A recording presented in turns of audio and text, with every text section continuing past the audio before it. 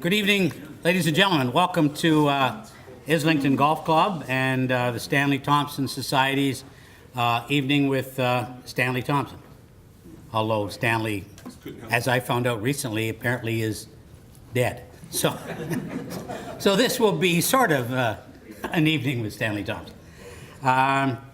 So I want to welcome you all here. Thank you for coming. I'm going to briefly acknowledge our panel. Robert Thompson, who, wait till I read his bio, is one of the greatest, best, I've known Robert and kidded him for a long time because he's the president of the Golf Journalists Association and I'm not. You used to yes, and I drove it in the ground, and now you're resurrecting it. He's a best-selling author and TV star, and you'll see him everywhere.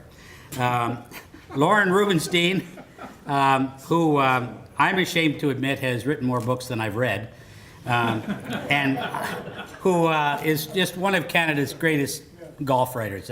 I've admired him for the longest time. And whose latest book you probably all read, and if you haven't, go out and get it, was the book he did with Tiger Woods. We have Ian Andrew and Jeff Mingay, who are both great architects, and the thing I admire about them, besides the fact that they're both great architects, is that they're both great golf historians. They both do a lot of changes to historic courses, and they both do a lot of research to make sure that they don't destroy what was already there, and to bring back the highlights of great architects, including Stanley Thompson. So I very much admire them for their knowledge of golf history. Now I'm going to bring one thing. Oh, we have a couple of special guests here. I want to acknowledge Canadian Golf Hall of Famer Sandra Post. Sandra, give us a wave.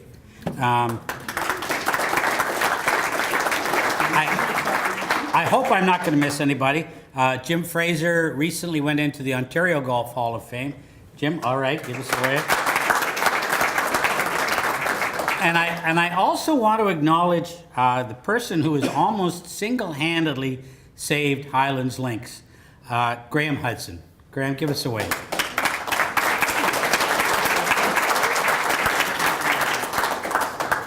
Now, I'm going to ask you if you wouldn't all mind standing just for a minute. Robert Moot passed away recently. Robert Moot may have been the last living architect who worked with Stanley Thompson. He was part of that second level that followed Stanley Thompson.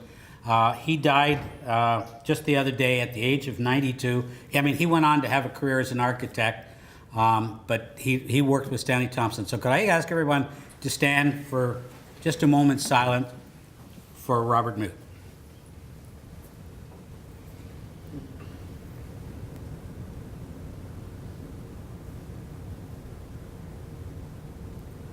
Thank you. Now, the way we're going to do this this evening, each of the speakers have a topic that they will talk about. They're going to come up here and talk from here.